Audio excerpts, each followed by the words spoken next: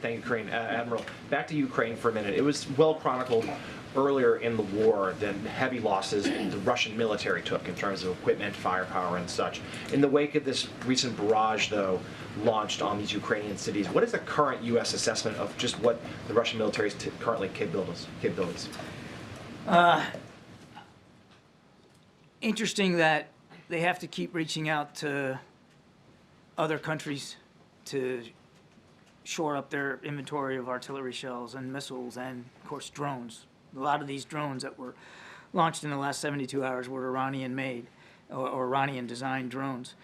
We know that this war has had an impact on Mr. Putin's war-making capability, particularly when it comes to munitions, artillery, drones, missiles. We also know that he still has a sizable amount of his Air Force available to him, a sizable amount of his ground mechanized capability available to him.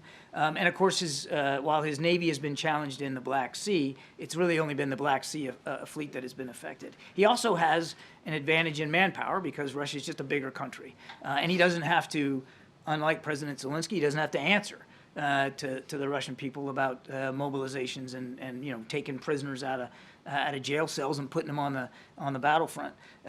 He has gone through an enormous amount of manpower in the last 2 years of war, and we know that he's going to continue to try to throw manpower at it. All that said, Jonathan, that's on the plus side of the ledger for him. On the negative side of the ledger, command and control in the Russian army is still abysmal. Morale, leadership, absolutely at the dirt floor. They are still heavily reliant on long-range kind of strikes because they've got that available to them. When they engage the Ukrainian forces on the ground, they're not having much success. For this so-called ballyhooed counteroffensive that they were going to launch themselves, they've really achieved nothing in recent weeks and months. This is a military that still has not really learned the lessons that you would think a modern military would learn after 2 years of war.